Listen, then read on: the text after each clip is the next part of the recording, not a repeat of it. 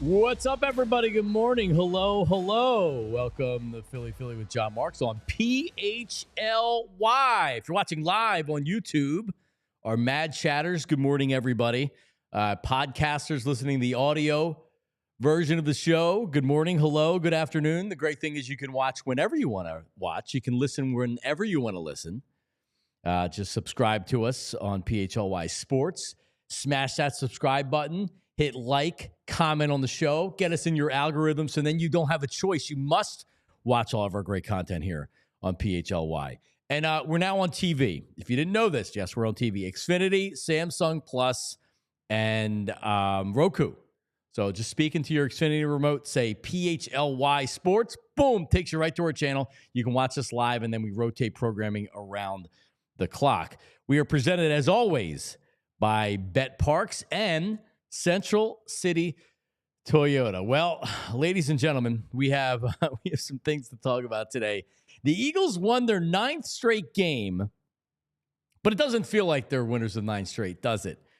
A tough game yesterday against the Panthers. I think it's important to remember this is a Panthers team that nearly beat the Bucs and really kind of blew it in overtime against a Buccaneers team that has beaten the Eagles. They came very close to beating the Chiefs. And then, frankly, the Eagles were lucky to win the game yesterday. So I'm not excusing the Eagles' performance yesterday by any means, but it's not like that this Panthers team hasn't been competitive. They play hard. Bryce Young impressed me a lot yesterday. His escapability, maneuvering around in the pocket, and then making plays with his legs, with his arms, just from breaking containment. And the Eagles had him dead to rights a couple times yesterday and just couldn't get him down or couldn't get him. And he made big plays, in particular in the fourth quarter. But the big story for me yesterday wasn't that the Eagles lose that game if it wasn't for Xavier Legette trying to catch the ball with his feet. Because, man, he catches that ball. That's a touchdown. Eagles have 40 seconds left to go to drive the field, get a field goal. But, hey, Jake Elliott, we have a kicking problem. More on that coming up here in a second. But the reaction after the game, because the Eagles passing game, I've resisted it. I've defended Jalen Hurts and what they've done in the passing game because this team isn't built on the quarterback going out and throwing the ball 50 times and throwing for 400 yards. This team is balanced. It's well built in the running game, on defense, and then Jalen Hurts in the second half, in the fourth quarter, will get you drives that you need. Yesterday takes a little bit of steam out of that argument. And after the game, A.J. Brown and Devontae Smith, and you saw their mannerisms, and God knows what they were saying when they were on the bench. But after the game, you got a feel for how they're feeling about the passing game right now, which is they're frustrated. And I'm frustrated as well. Far too many times have we seen this year where Jalen Hurts is missing wide open A.J. Browns and wide open Devontae Smiths and wide open other Eagles players on throws that should be relatively routine for how long Jalen Hurts has been a quarterback in the NFL. Jalen's never going to be a guy that you want throwing the ball 50 times a game. He's never going to be a guy that's throwing the spots and is a rhythm passer. But Jalen Hurts obviously needs to be better. And after a 9th straight win, I was a little bit surprised at the negative tone from A.J. Brown and Devontae Smith. So let's go to A.J. Brown after the game. This is courtesy of Elliott Shore Parks' Twitter, and there's a little bit of background music, so try to stay with it, but it's a good cut. After winning 9 straight games, here's A.J. Brown after the game. I swear he's coming. A.J. Brown. He's there. He's at his locker. He's looking good. And he is not happy, as he wasn't happy during the game. We don't have it. I can hear this. That the offense needs to improve on passing. AJ, I know everybody wants to get in a rhythm. Devontae was acknowledging that, receivers, just like running backs, want to get in rhythm. How hard is it as a receiver to get into a rhythm when you guys are only throwing the ball like 20 times? Incredibly tough. There you go. It goes on for like a good minute. He kept his answer short and sweet. Devontae Smith, they asked him what's missing in the passing game. He said being on the same page. Jalen Hurts, after the game, said that it's got to be better, and I think everybody understands that. Hurts, Sirianni, and Kellen Moore need to figure this out now. Yes, they've won 9 straight games. Yes, this team is built to run the ball, and their defense is much better last year. Here's what I worry about. A big part of what happened last year was the defense was aging, and they were terrible. But the offense just totally lost it, and they had no answers for it. And what I noticed more than anything last year was there was clear chemistry issues on the team. And it involved the quarterback. It involved Jalen Hurts. Remember Jalen sitting over by himself on the bench, not talking to everybody? Well, I've heard people that are very close to the team, including Howard Eskin, that said that Fletcher Cox didn't like the way that Jalen Hurts was handling the situation. Jalen Hurts was unhappy with the play calling. He wasn't happy with the offense. He wasn't happy with the coaching, in particular Nick Sirianni. Well, Fletcher Cox didn't appreciate the way that Jalen Hurts was acting. There was clearly chemistry issues between the wide receivers and Jalen Hurts. When you suck and you're losing games, that's when you find out about your teammates and your team and just how close they are. So far this year, everything's been great. They've won 9 straight games. Things should be great.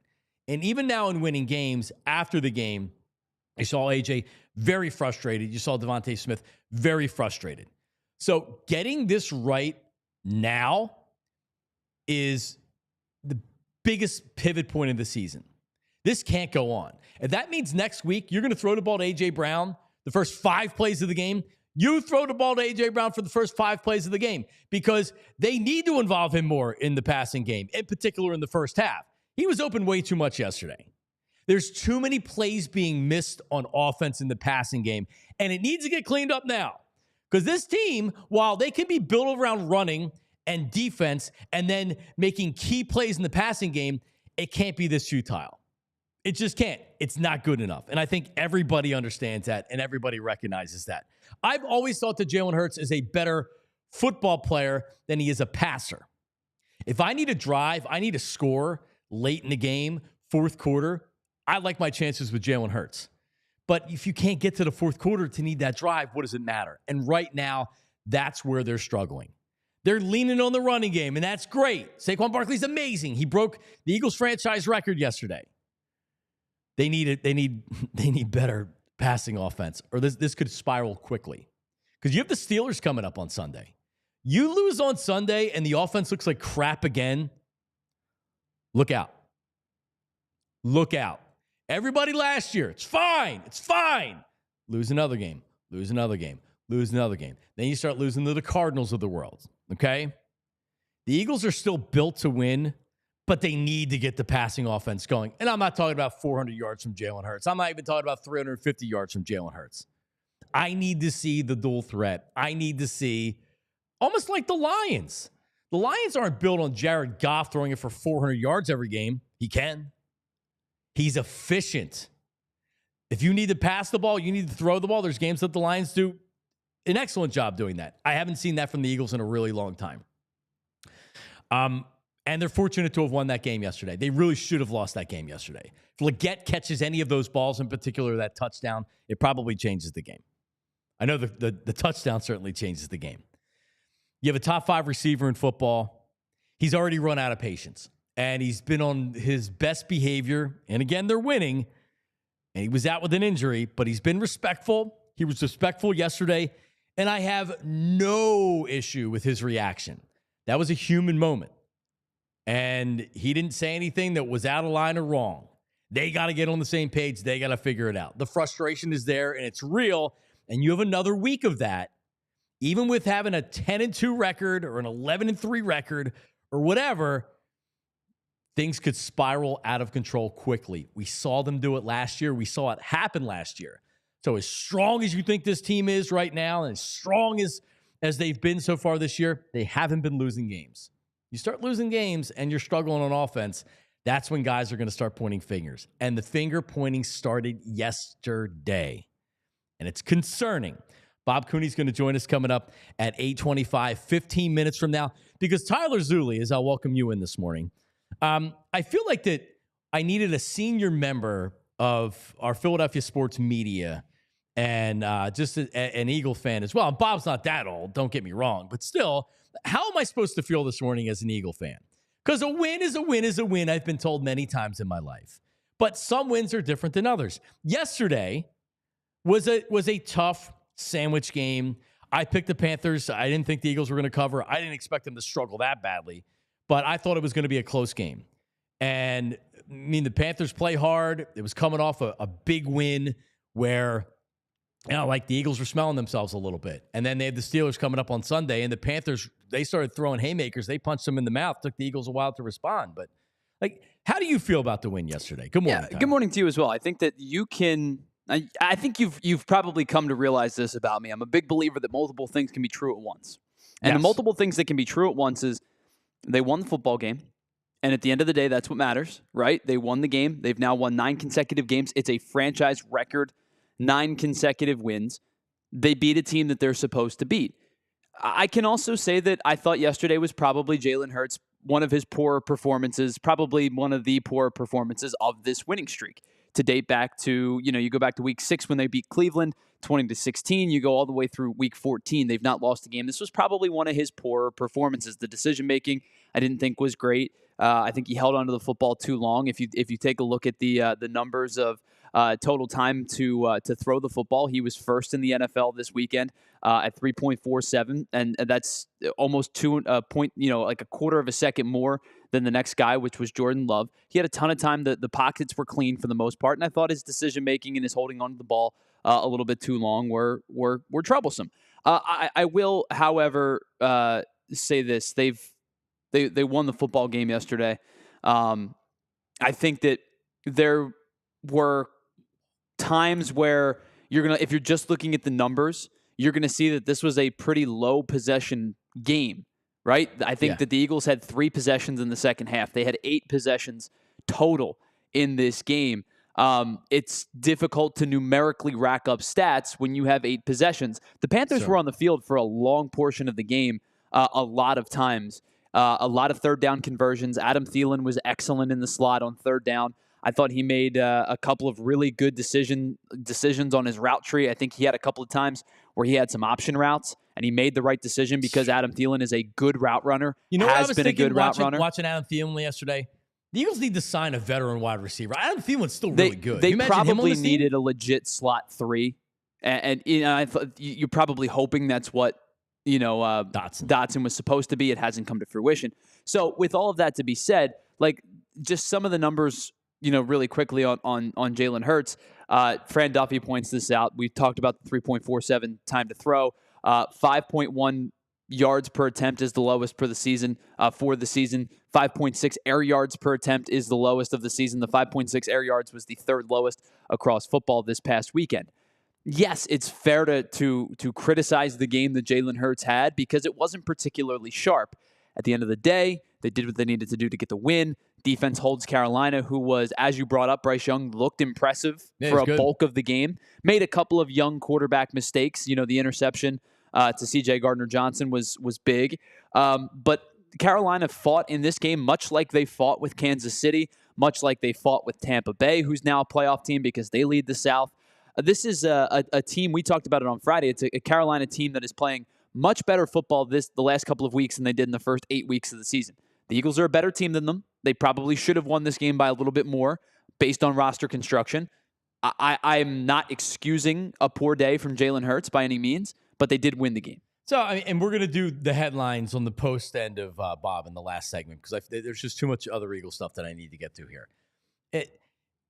The game itself, it's a week-to-week league. Struggling against Carolina, really, for me, it's not that big of a deal. Great teams, good teams lose to bad teams or inferior teams all the time. It happens every week in the NFL. So it's less about the offense yesterday, and it's more about the passing offense as a whole. This has been a struggle. And we write it off to, well, they don't need to throw the ball. They're fine with what they're doing with Saquon Barkley. It's working. Well, it was working last year, too, when they were able to manage to find ways to win games. Now, the streak that they've been on has been far more impressive. Yeah, they just beat one of the better teams in the NFL, and not only beat the Ravens, but I don't know how you felt about it, but I felt like they controlled that game from the second quarter on. They were the aggressor in that game. This was a lesser game, no doubt. But this feels like one game, like you had last year, where there was a multitude of games last year, where last week they beat a really good Baltimore team and beat them pretty handedly. That late second touchdown made it a closer game than it probably should have been. Their kicker also missed 3 field goals, which contributed to them being behind. And the field goal kicker's a whole other thing here that we have to talk about. Like, alarm bells going off? The fact that A.J. Brown is coming out after the game and Devontae Smith is coming out after the game and they're giving candid, honest answers, yeah, there is. Here's the thing. They have the Steelers coming into town. They are 5-point favorites over the Steelers. I just checked on the BetParks app. 5-point favorites. That's a lot. That's a lot considering how they played Carolina. They played down to Carolina. That's a big number considering Pittsburgh has a dominant defense. And they've been good. I mean, Pittsburgh's been rolling as well. So clearly the lines makers feel like this is an Eagles game over the Steelers. So here's what I'll say. All right? This is a response game. This is a response for Nick Sirianni, for Kellen Moore, for Jalen Hurts, for this Eagles team to say, hey, what happened last year was last year. We're a tough team. We're responding with our best effort of the year. We have the Steelers coming in. They're certainly not coming in thinking, oh, my God, the Eagles, what are we going to do? They're coming in. They're salivating. They're looking at the Panthers getting 4 sacks yesterday, and they're saying, oh, yeah, we're going to tee off. We're going to hit Jalen Hurts. He can't throw the ball. We're not going to let Saquon Barkley beat us. We're going to make Jalen Hurts beat us. It is so important that the Eagles have a response in this game. It is so important that they do. Do we have a kicking problem? Nick Sirianni punted 4th and 9 from the Panthers 42. That was after he took a 5-yard delay of the game penalty on a what it would have been what was it on 3rd down? I don't have the play-by-play up on me. But anyway, he could have went for it, or he could have went for a makeable field goal. In the NFL, every kicker needs to be able to make field goals in the 50s. It was a 54-yard field goal that Nick Sirianni passed on and ended up trying to draw him off sides, didn't go for the first down, and then ended up punting it away to the Panthers. So it was 4th and 8. 4th and 8. Made it 4th and 13. It's a long 4th down conversion. I think Nick Sirianni made the exact right decision. I'm not going for it there. And you're trusting your defense. The defense has been great. Panthers had some success yesterday. They did. They didn't capitalize on a lot of that success. But I thought Nick Sirianni made the exact right decision. Man, had another great punt, downed it at the 2. Unfortunately, the Panthers, and by the way, give Bryce Young credit. They almost had him wrapped up for a safety. How many 3rd and 4th down conversions did they convert? We talked about Adam Thielen. Like, sometimes you got to give the Panthers some credit too. They did a great job on that drive. But Nick Sirianni trusted the defense. He didn't trust his kicker. And I wouldn't have either. Now you're giving him a short field to work with if he misses that 54-yard field goal. And by the way, raise your hand if you had confidence Jake Elliott's making a 54-yarder. I don't see any hands up. I thought Nick Sirianni actually made the exact right call on that play. And it almost didn't end up working. If Leggett can catch anything. Man, I can't believe he dropped that ball. Bryce Young, he was wide open, split 2 defenders, boom, and he dropped it. We might be talking about an Eagles loss today. Bob Cooney's going to join us in 5 minutes. Don't go anywhere. What does Bob think about the situation? We'll go to our senior member of Philly with John Marks on PHLY. That's coming up right after this. Don't go anywhere. Hey, listen, let's talk about Glad Hair Restoration for a second. Yep, Glad Hair Restoration. How am I looking? Looking pretty good, right? Glad Hair Restoration. If you're losing your hair, right, there's really no place you'd rather be than Glad Hair Restoration. And I'm not just talking about full hair restoration like I had. There is a lot of different options out there. So if you're balding, you're thinning, and like I have to actually get my driver's license picture coming up in the next 2 weeks. And I noticed when I got my last license picture, I was like, wow, my hairline's receded. Like, you can see it. You can see from picture to pictures, however many years, 4 or 5 years. It's amazing how much you age in those 4 or 5 years. But look at your hairline. You're like, wow, it's went back quite a bit. Look how much more thinner it is. Glad Hair Restoration, when they give you your complimentary one-on-one consultation, they're pinpointing the best course of treatment. And they're not just looking to upsell you. I'm like, hey, Bob, how you doing? Get hair restoration, right? They're going to look at your hairline. They're going to look at your age. They're going to look at other contributing factors because there's a lot of other things you can do out there for your hair loss. And I'm not just talking about the crap that you see on Instagram or Facebook. I'm talking about real things that work. PRP and stem cell restoration. I've had it, legit. Vitamin supplementation. These are things that are working very well, in particular for women that are shedding or thinning. The vitamin supplementation is great these days. Laser eye therapy, non-invasive treatments, also hair restoration surgery, which I had. Right? And Glad Hair Restoration, the most experience when it comes in the Philadelphia area with hair restoration, over 30 years of experience. You see that in the success. You see that with everything with Glad Hair. Give them a call today. Cheryl and Lisa and the rest of the hair team, you can get your hair back. You can reach out to me. You can slide into my DMs. I'll answer any questions that you have. I have pictures of the whole process from when I had the procedure done, and I can even hand you off via email and introduce you to the hair team. But you can also call their office right now. They're standing by at 610-980-4000, 610-980-4000, or Glatt Hair, G-L-A-T, hair, mctr.com, glatthairmctr.com. All right, we got Rite Aid that we're doing today. Rite Aid flu shots. How about this? This feels more like a health update for my family than a Rite Aid commercial half the time. But so my 3-year-old, fever on Friday. She's okay now. My soon-to-be 9-year-old, fever yesterday. We were doing some stuff in the morning. We went on the Santa train in Boyertown yesterday morning. And we got home, and she just didn't look herself. I felt her head like, oh, you're burning up. Yep.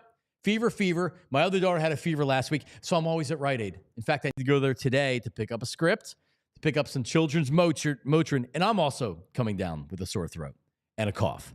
But listen, that's why you get the flu shot, because the CDC recommends getting a flu shot every year. The person's immune protection from vaccination declines over time, so you get that annual flu shot at Rite Aid today.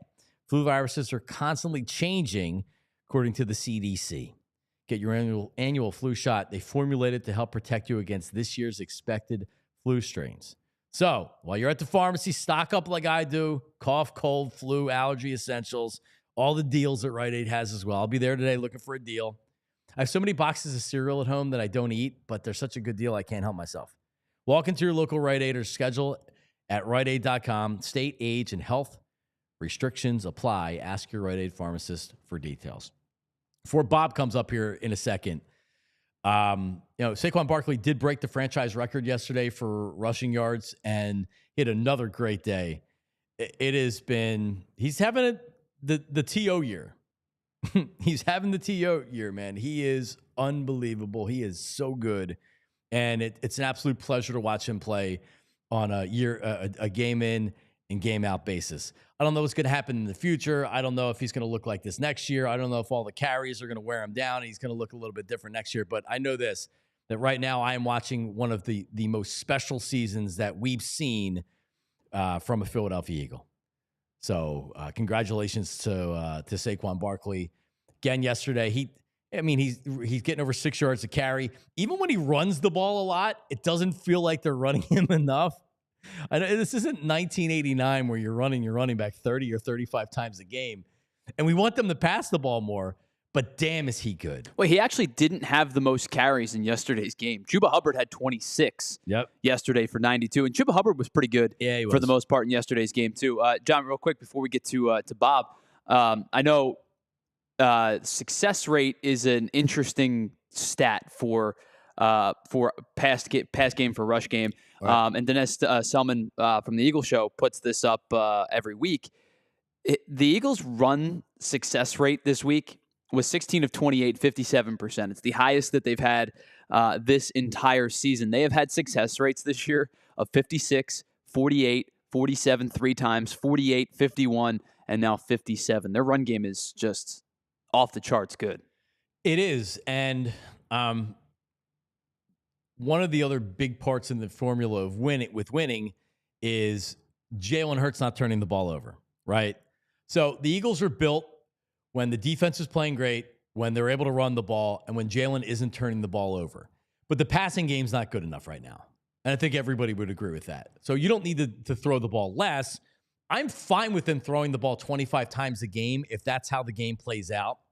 Like Tyler mentioned it earlier, it's not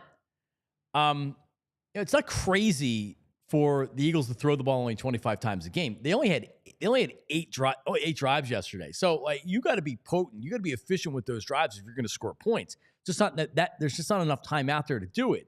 But yeah, like Jalen Hurts not turning the ball over is clearly a secret to their success. But him throwing the ball for 100 yards is not a secret to their success. It's just not. So, it's got to be better, and they're gonna have a big test against the Steelers because the Steelers, they're able to put up some points. Russell Wilson, as much as I hate to give him credit because I thought he was totally cooked, and we'll see how he finishes the season and how he looks in the playoffs. But this ain't Kenny Pickett that you're going up against. This offense has been very efficient this year, and they've been putting up big numbers and big points in recent weeks. So we'll see how that ends up playing out as we're waiting for Bob to connect here. As Bob Cooney is going to join us coming up. Saying Bob there. All right, Bob Cooney, longtime member of the Philadelphia media, joining us right now on a Monday morning. Philly with John Marks. What's up, Bob? John, how you doing today, buddy?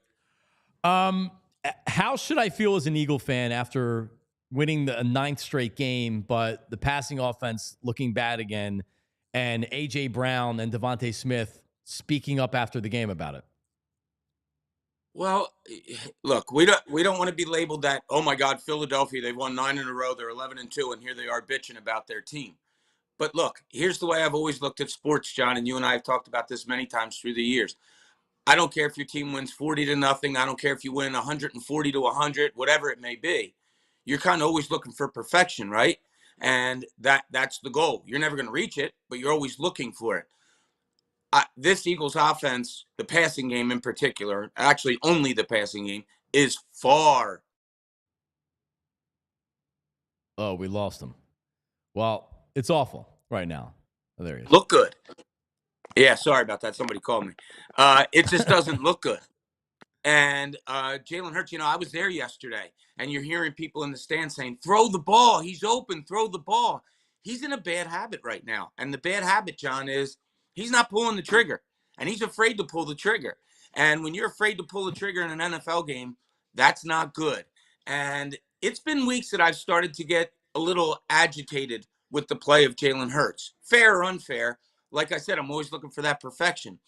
But the passing game just isn't there. And his confidence level, I don't know if you guys think the same thing, but his confidence level doesn't seem to be there when it comes to throwing the football right now.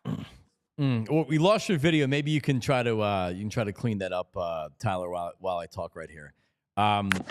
Is it confidence, or is it, hey, we're winning games, so I don't need to throw the ball. I don't know if he's not seeing them, or because A.J. Brown yesterday, I saw a number of screenshots, and A.J. Brown, it's not like it's a dangerous pass. It's one thing to thread the needle, and Jalen's never been a thread the needle guy. But when you have a wide open receiver, what are you doing?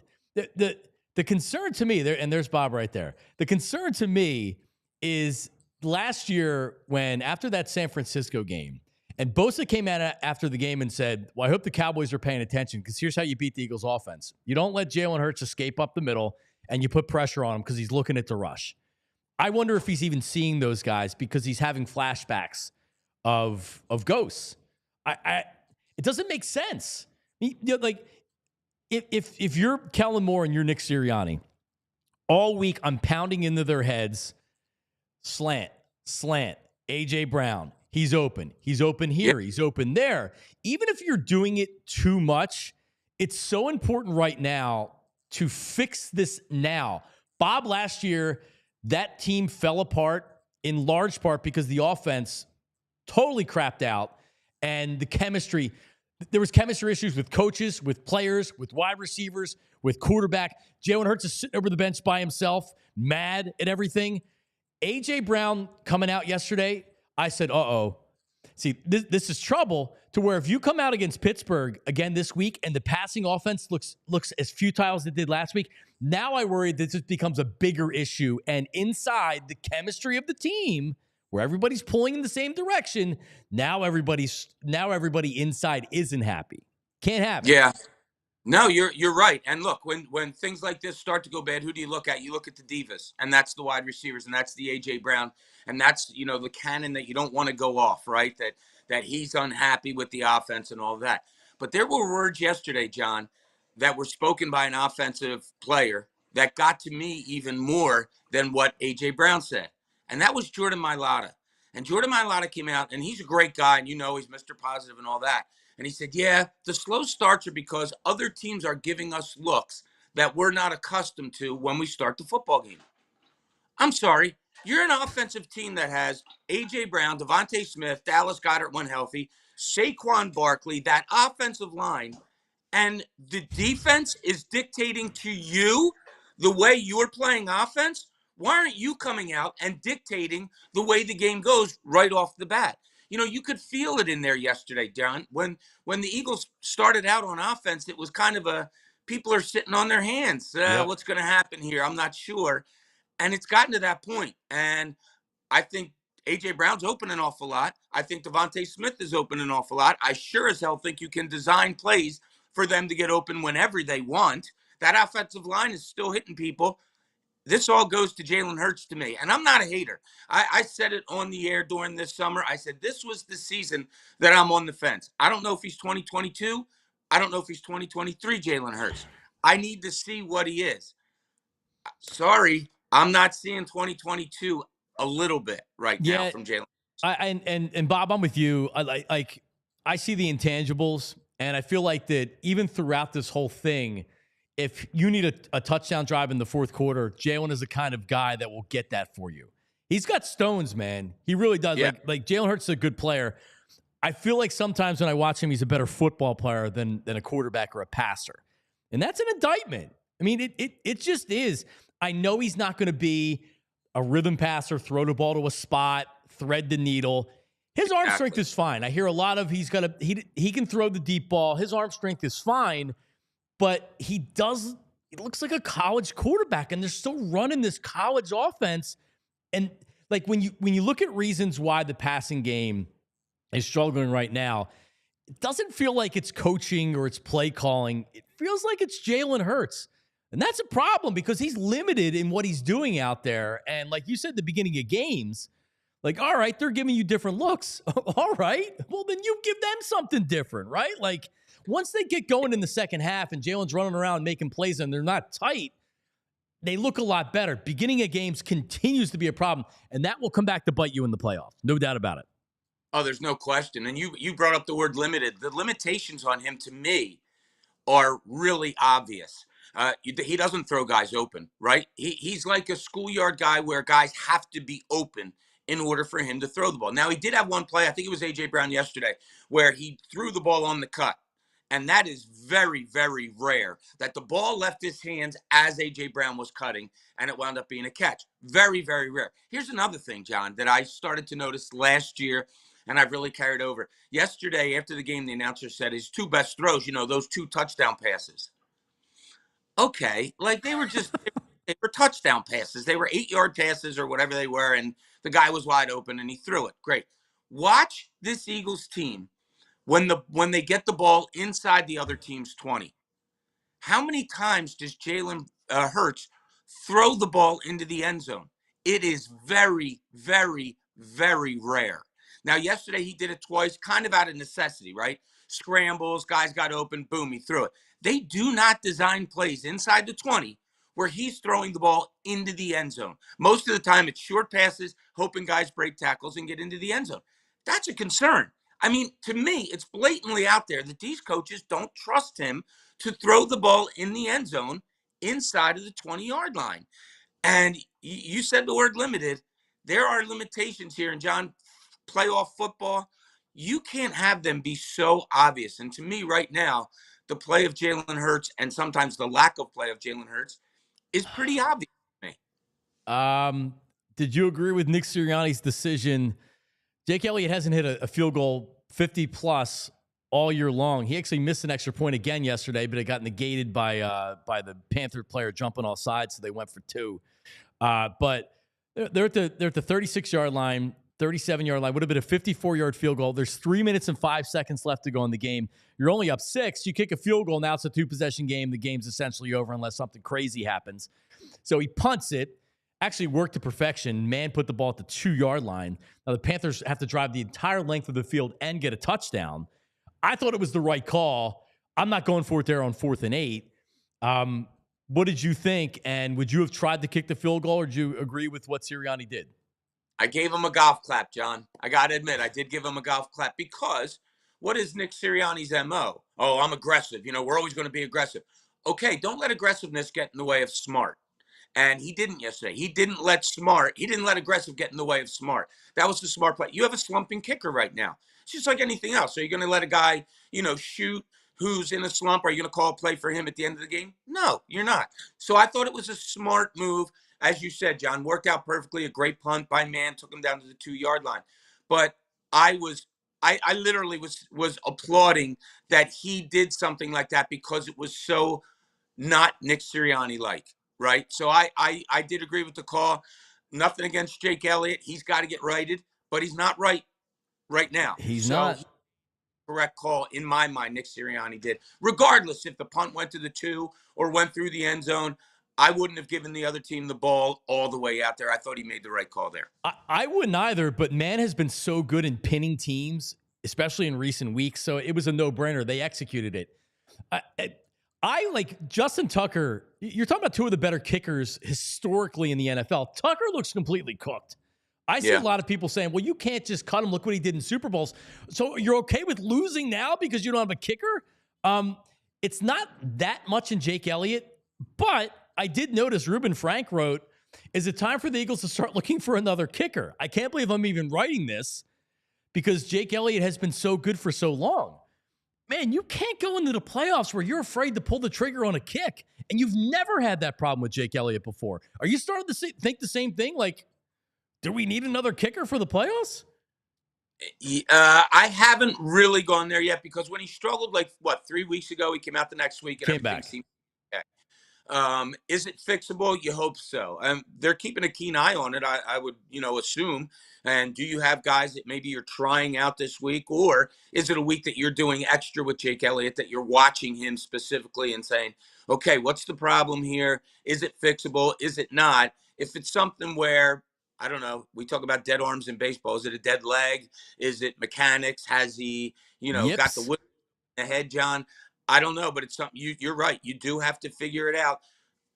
Past greatness has to be put aside. Otherwise, David Akers would still be kicking here, right? I mean, there's times you just have to move on. And, we're in businesses, or we were in businesses that made the same decisions. It was time to move on.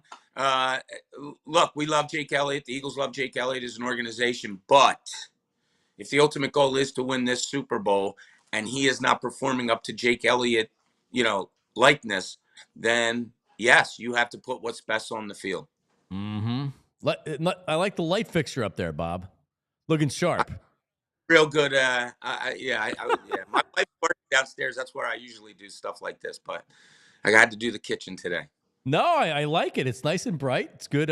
Nice light fixture right there. Steelers, Eagles. How do you feel? The Eagles are 5-point favorites, which I was mildly surprised. I was waiting to see what the odds makers would say after the Eagles have struggled, or at least struggled yesterday in the passing game, almost lost the game.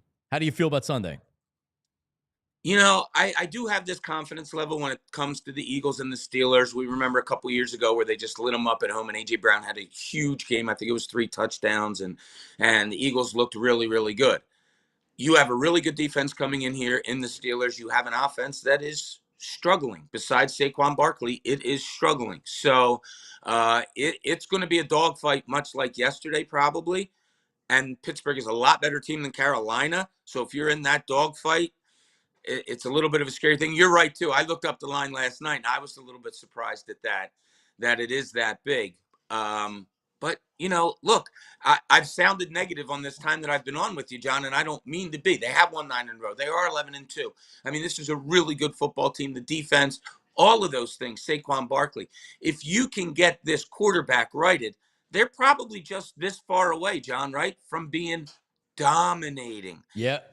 9 in a row dominating, but we all know from watching Jalen Hurts, think of this, 13 games this year, 6 of them he hasn't thrown for over 200 yards. Yeah, who would have thought that? They're 6 times under 200 yards. It's crazy. It'd be nice to mix in a throwing performance on Sunday. And Bob Big Cooney, Boy, thank you, buddy. Good to talk to you. We'll talk soon. I appreciate you. Take care. I appreciate you. Bob Cooney, everybody. There he is, live from his kitchen. Yeah, it's like, for people that would say that Bob or me or whatever Eagle fan that kind of is like, damn, what the hell was that yesterday? Jalen Hurts was bad. He made a couple of good throws. Jalen Hurts wasn't good yesterday. It's okay. He wasn't good.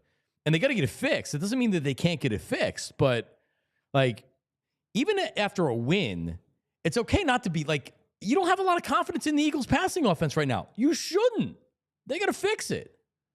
We'll see what they do this week. All right, coming up, we'll finish up with the headlines because the Sixers are on a little bit of a streak here. And everything else that happened from over the weekend and yesterday in the NFL. That's coming up right after this. Philly with John Marks. Don't go anywhere. Central City Toyota. My Uncle Jamie at Central City Toyota. He's the GM in the heart of University City. 55 years on Chestnut Street.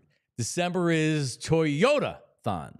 You know what that means? Means they're giving great deals, year-end deals, best deals of the year on all certified Toyotas. So get there if you're in the market for a new car. Who's not in the market for a new car, right?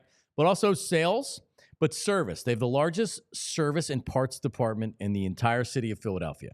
So if you need an oil change, you need new tires, as I did recently, whatever you got going on with your car, whether it's a Toyota or not a Toyota, centralcitytoyota.com. And listen to this. If you work in the city and you want to say, hey, centralcitytoyota.com, let me schedule an appointment, they'll come pick your car up, take it back, service it, and then drop it back off. It's as simple as that. Appointment basis only, centralcitytoyota.com. Or you want to just stop by the dealership, you can take the shuttle into the city, or you can stay there, do some work on your computer. Boom, they'll service you, get you out the door in a second. centralcitytoyota.com, right there on Chestnut Street in the University City, the heart of University City. Online, centralcitytoyota.com. All right, I mentioned earlier, BetParks app. I was looking, like, what's the line? What's the 9? Is it 2.5? Is it 3? Is it 3.5? Eagles are 5-point favorites over the Steelers coming up on Sunday. It's a good line if you're a Bird fan. All right, but also, the one and only sportsbook app I'd ever recommend, BetParks and the BetParks Sportsbook app and online casino. But check it out. What they have going on right now is, I mean, it's unbelievable. It's amazing. If you like shows, all right, and who doesn't love shows? BetParks has something for you. Also, you can bet futures on the BetParks Sportsbook and online casino app. We saw what happened over the weekend with college football. Bam. Who's going to win it? Penn State, Oregon, Texas, Ohio State, Georgia? Who do you like? And also for the big game, maybe you feel like that they're sleeping on the Birds a little bit. Man, winning the big game, you can wager on that right now. You must be 21 and in PA, New Jersey, Maryland, or Ohio. BetParks Sportsbook and online casino app. BetParks.com has all the terms and conditions. Gambling problem? Call 1-800-GAMBLER. With the BetParks app, there's always another way to win. All right, there we go. I'm excited to talk about something other than the Eagles because a lot happened over the weekend. And for headlines, let's go to our own Tyler Zulli. Good morning, Tyler. Yeah, what's going on? Good to check back in with you. Let's get to our headlines. Of course, they are brought to us by our friends over at Glad Hair Restoration. And if you want to improve how you look and how you feel about yourself, well, you can do that with our friends over at Glad because bald is now optional. Head on over to gladhairmctr.com or 610-980-4000 to get started. The big news of the weekend, the big news of last night, broke at about 10:30 last night, is the largest free agent contract in the history of Major League Baseball was signed. The Juan Soto saga is over. Soto signs a massive 15-year, $765 million deal to be a member of the New York Mets. The deal includes an opt-out after 5 years. There is no deferred money. If he chooses not to opt out, his deal will go up $4 million per year. So the 51 will become 55 after years 6 through 15. So it'd be another $40 million. Yes. So the total value of the contract could end up exceeding $800 million. Now, the contract also included a $75 million signing bonus, which, John, is more than 4 teams in Major League Baseball have ever given out in a free agent signing. More than the Tampa Bay Rays, more than the Chicago White Sox. Andrew Benintendi was the White Sox largest signing. I believe it's $70-ish million. And Juan Soto's signing bonus was 75. Now, it was said to be kind of come down between the Yankees, the Mets and the Yankees. The Yankees offered 16 and $760 for about $47.5 million per year. Again, no deferrals on that one. But Juan Soto chose Steve Cohen's Mets, and he will be in the National League East for what we believe to be the remainder of his career. A long time. Make no mistake about it. This was Juan Soto saying, I believe in the Mets more than I believe in the Yankees. The vision that was sold to him by the Mets and by the owner, Steve Cohen, was something that he preferred over the Yankees. Well, I will say I tend to agree. I think at least it makes me believe that he believes in Steve Cohen over Hal Steinbrenner. Yep, for sure. Because here's the thing. The Yankees gave up a pretty sizable haul to acquire Juan Soto. Now, some of the guys they gave up are not, pieces of, they're major league players, but like Kyle Higashioka is not going to kill the Yankees. But what might is like the Drew Thorpes and the Michael Kings, and it's a little bit of a depleted. It was a huge move to lose a guy in free agency that quickly. Correct. So and to be out they get 1 year. Now, of course, they go to the World Series. You could use that as a tool to say it was a successful trade. He was an MVP finalist. He finished third in the MVP voting. He was an all-star. A very, very successful season in the Bronx, but he'll head across New York, and he'll be in Flushings for a decade and a half. So to bring it to the Phillies side of things, if you're mad at the Phillies and you have the social media reaction of the Phillies don't want to win, I'm really not sure what to tell you. They weren't spending $750 million. They weren't signing Juan Soto. No. And they weren't in on it because they knew that this is where it was going. If Juan Soto would have been like, all right, I want to be a Philly, and the Phillies would have tried to make it work. Having the Phillies aren't serious about winning reaction, you don't know anything about baseball if you're saying that. And I'm not trying to be a dick when I say that, but it's a monster move for the Mets. Soto's a great player. I'm not going to sit here and tell you, the other thing I'm seeing is, he's not worth it. Well, we'll see if he's worth it. He's a great player. There's a lot of great players in Major League Baseball. Juan Soto's not the only player out there that you can win with. The Phillies have a lot of good players on their team. Listen. You can get. I understand the argument of no player is worth that much. No one single player is worth that much money because it is a totally convoluted idea that professional athletes make this kind of money. But guess what? They do. And so, in order to get into this conversation, that's the type of money the Mets were going to have to offer. This is a guy who, over the course of now his 7-year career, has a .421 on base percentage, a .532 slugging, and has a career OPS of .957. He's a 4-time All-Star. 5 times he has finished in the top 10 in MVP voting. He's a 5-time Silver Slugger, finished second in Rookie of the Year. This guy is an exceptional baseball player. Listen, I get it. $765 million, you go, yeah, nobody should be worth that kind of money on the planet, right? Well, he is. But that's how this game operates. And listen, I know that the CBA is very harsh on young players, especially guys in the minor leagues. Guaranteed money in baseball is a beautiful thing, man. If you can get that money, go get that money. Yeah, once you play out the early years of your career, then you're pretty much set. It's a monster move for the Mets. It is. It's a great move for the Mets. They were very good last year. Now I'll say this, all right? Mets won a lot last year, not only because they were talented. There was a good vibe with the team. There was really good clubhouse chemistry. We'll see what happens now with Soto coming in with that contract. Does he vibe with the rest of the team? I mean, I'm not saying that he's not going to, but still, it changed.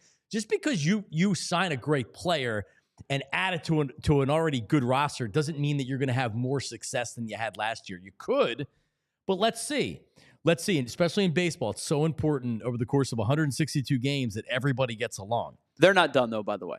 Yeah, I know. I truly believe that they are not done. They're going to bring a starter in. Like, they signed Clay Holmes, and they're going to move him into the rotation, but the rotation past Kodai Senga right now, because Severino signs with the A's, Minaya and Quintana are still free agents as well. Yeah. If you can bring in a Max Fried, I don't think they get Corbin Burns, but I wouldn't be shocked if they're still in on him. But if you could bring in a Max Fried, you could and have them be like your legit number twos behind Senga. You go with Peterson. Maybe you do bring Quintana back, on a deal that works for both of you. it becomes a much more palatable rotation than what you're looking at right now. I still think they're going to be massive players in the starting pitching market in some capacity. Yeah, they had a lot of money coming off the books. They have guys that are walking away. So that good for the Mets. I'm not happy as far as being a Phillies fan, but I'm not mad at the Phillies because they weren't in on Juan Soto. They were never signing Juan Soto. Please, let's focus on actual moves that the Phillies could possibly make to try to counter what the Mets are going to do. Right? Like are they upgrading their starting pitching? Who the hell are they signing out of the bullpen? Is Jeff Hoffman going to come back? Is it going to be Estevez? A lot of questions about the Phillies still. Yeah, a lot to obviously maybe the winter meetings will clear things up a little bit, but we got a lot more to get into still. Sixers have quietly won 3 of their last 4, and I believe 4 of their last 5, if I'm dating back to, yes. Yeah, so if you go back to the Pistons game, they've now won 4 of their last 5. They split with the Orlando Magic. They win Friday 102-94 against Orlando at home. Then they go on the road and beat the Bulls 108-100 yesterday, and now they are 7-15 on the regular season. Just a game and a half back of the Bulls for the final playoff spot. Obviously, a lot of basketball left to be played. Still almost 60 games of basketball left to be played. But the Sixers have won 4 of their last 5, including 2 wins over the Hornets, or a win over the Hornets, a win over the Pistons, 1 over the Magic, and 1 over the Bulls. Joel Embiid returned yesterday in this one, and he played 33 minutes, had 31 points, led the way in scoring for the Sixers. Zach LaVine with 30 for the Bulls. Sixers really kind of pulled ahead in the second quarter. They were down 10 after the first, but they win the second 39-17. Yep. And don't look back from there. They are now 7-15 on the season. JoJo looked great yesterday. First game back. It's Maxey had a good game. Still not shooting the 3 all that well. Paul George, I think he was 0 for 5 in the game from 3. So, not a perfect game, but an impressive win on the road. Right now, you need to start piling up some wins because you're 8 games under 500. So, it was good to see Joe back. I know he talked after the game.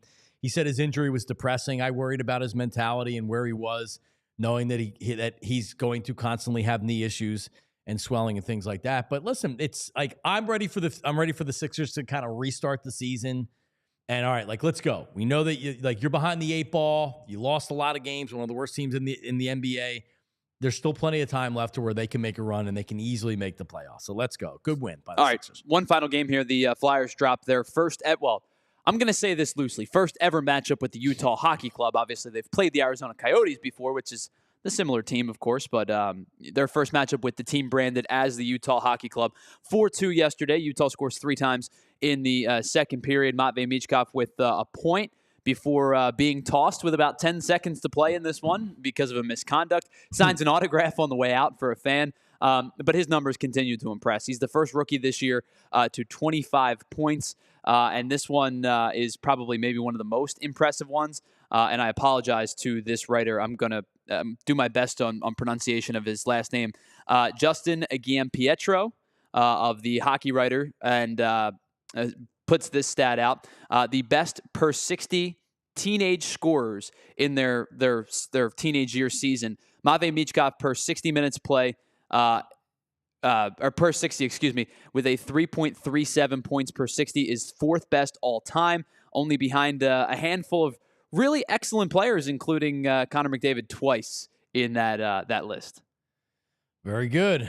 The organization, more reasons. So I didn't see a lot of Flyers over the weekend. My wife did. She's like, look, I got you a Flyers sweatshirt. I'm like, see that? She even recognizes that I'm a big hockey fan now. A couple other notes. The Chiefs won last night. It's like they do this every week. There was a doink field goal as the Chargers missed a field goal that would have won it. So the Chiefs win another close game. They're 12-1, and how they win these games is unbelievable. It really is. But they they go down, end of the game, boom, field goal is good, and they win it as the game ends. But Chiefs just keep winning games. Also, yesterday it was announced that Dick Allen has finally made the Hall of Fame, and I had the opportunity to meet Dick Allen, and I was thinking it's probably like 2010. I was still working with Mike Missinelli. I was in the clubhouse down in Clearwater, And I don't even think any players were in there at the time. And who kind of comes over, it was Dick Allen with his son. And it was like, and I remember Mike saying, it's Dick Allen. And I'm like, oh my God. I went over and I'm like, yeah, like, Mr. Allen, nice to meet you, whatever. And I just remember how firm the grip on his hand and like how big his hands were, to where, like, I don't have big hands. I'm not a big dude. And this guy just, like, without meaning to, just crushed my hand as he shook my hand. And he was so cool. And his son was so cool. It's like, wow, like I'm meeting a Phillies icon, a Major League Baseball icon. For maybe some younger people that don't know much about Dick Allen, he was Rookie of the Year in 1964. And that 64 Phillies team was the team that had a 6.5 game lead with 12 games to play, and they lost 10 straight games to finish in second. In those 12 games, Dick Allen batted .438 with 5 doubles, 2 triples, 3 home runs, and 11 RBIs. So it wasn't because of Dick Allen that they faltered that year. But he was the most booed man in Philadelphia. One writer wrote, Dick Allen is the most booed man in Philadelphia from April to October. Phillies fans threw ice, fruit, and batteries, among other things, at him when he played in the field. So he started wearing his batting helmet in left field, which is crazy to think. His rookie year, they put him at third base. He had never played third base before because they wanted his bat in the lineup. And he had like 40 errors or 34 errors. He was terrible. And Phillies fans killed him for it. We can be negative in this town. And remember, this is 1964, and this is an African-American player. When there weren't a lot of African-American players in baseball or in Philadelphia. This was a city that was known for being racist towards African-American players. So the relationship between Philadelphia, the organization, and Dick Allen became complicated. He played in minor league ball in Little Rock, Arkansas, and he was the first black player to play in Little Rock.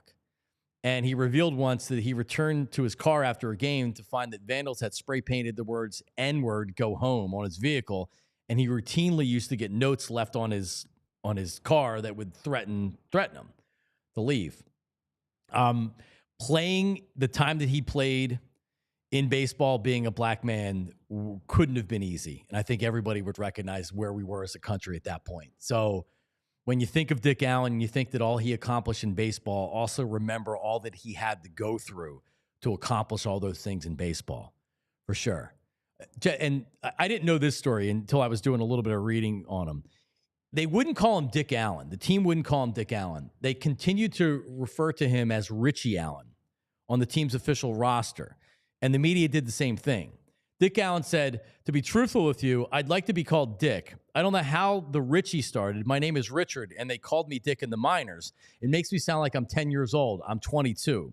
And in spite of this, the Phillies, along with the media, continued to call him Richie until 1966, when some reporters referred to him as Rich. They still wouldn't call him Dick.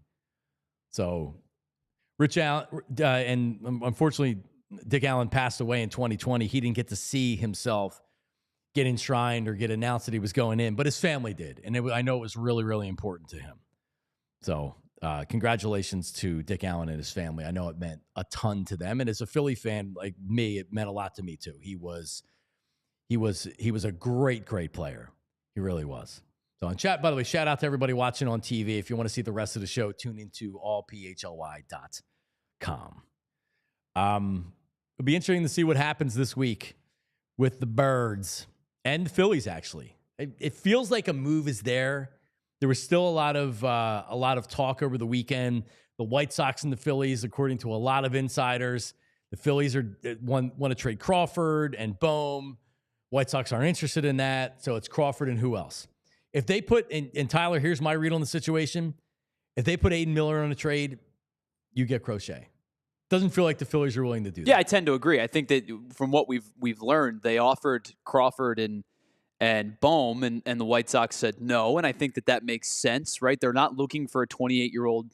If they want a major league player, they want somebody who's probably 22 to 24. Yeah, not making any money for 45 and again, years. We've talked about Alec Bohm being a pretty valuable contract for an everyday third baseman. He's a valuable contract to a team like the Phillies, who's a competitor, to a team that's spending money, to a team that's not in the midst of a rebuild.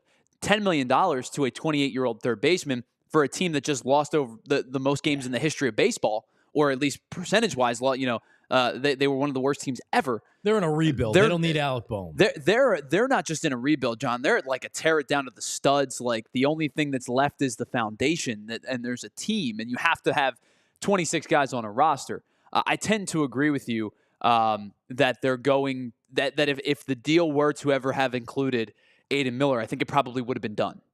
I think they're hesitant to move Aiden Miller. I think they've made it well known they're not moving Andrew Painter.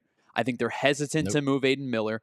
I believe everybody else can be acquired. Even the guys that they really like, the Starlin Cabas, the Eduardo Taits, they like these guys a lot. They would love to protect them, but if it deems them acquiring major league talent, especially all-star caliber talent like a Garrett Crochet or a starting left fielder, I think they probably would have made the move already. I think they're just a little bit hesitant to move Aiden Miller, and they're definitely not going to move Andrew Painter. 11 o'clock PHLY Phillies today. Yeah, we got a lot to talk about. Man, there's so much to talk about. It's one of the great things about PHLY is we can talk about the Eagles and you can say, hey, I want Phillies talk. Yeah. I want Phillies talk, damn it. But by the way, I just want to, you were talking about Jake Allen earlier, getting into the Hall of Fame, just like long overdue. Just let me give you some of the numbers that you already brought up. Like you said, 64 Rookie of the Year in 1972 with the White Sox. He was the American League MVP, 7-time All-Star. Throughout his 15-year career, 4 times he led the league in OPS, 3 times he led the league in slugging, 4 times he hit over 30 home runs in his career, and twice he led the league in home runs with 37 and 32. 5 times. 6 times. Let's keep doing the math. 6 times he hit over 30 home runs, including 40 in 1968. An excellent ball player who should have been enshrined in Cooperstown years ago. Long overdue. I know, obviously his son brought up that like he didn't bring it up. It wasn't something that he talked about, but it is an excellent honor for his family now for him to be inducted into the Hall of Fame. Should have been inducted into the Hall of Fame many, many years ago, but glad that he is in now. He played in the second dead ball era. So him having 40 home runs, like they lowered the mound because pitching was so dominant in his first 5 years in the majors. Yeah, they lowered the mound because Bob Gibson was the greatest pitcher in the history of baseball, and he was just mowing guys down. He couldn't hit them. Yeah, that his one season, I mean, statistically speaking, is probably the greatest. 1.12 ERA. Yeah, it's unbelievable. He was nasty. But yeah, I mean, you look at Dick Allen's baseball reference across the board. This is a guy that should be in the Hall of Fame. Over 1,100 RBIs, 350 home runs, 320 doubles, just shy of 2,000 hits. This is an excellent ball player who should have been in the Hall of Fame a long time ago, but I'm glad to see that he is now. Yeah, for sure. He was one of the first tape measure home run guys. This guy, he would hit 500 foot bombs in the games. All right, shout out to all the viewers, all the listeners. All PHLY daily. If you go to allphly.com, Rich Hoffman Jr., he gets it out to you every morning. Everything you need to know and then some. It's like your Philadelphia sports page, except it's free, delivered right to your inbox. Subscribe, allphlydaily.com. Shout out to our mad chatters out there that are viewing live on YouTube, but you can watch the show whenever you want to on YouTube. Just check us out. Subscribe at PHLY Sports. Our podcast is available. I saw Spotify. Someone didn't give us a 5-star review, which I was annoyed by. But we're still, I think, a perfect 5-star wherever you get your podcast. All right? Just search Philly with John Marks, and you'll find us, and you can listen at your convenience. Tyler's going to get it up there right now, and you can listen whenever to the audio version of the show. We're back tomorrow live at 8 a.m., flip over to Anthony. He's live right now, all PHLY. Don't go anywhere. We all silly like the mayor.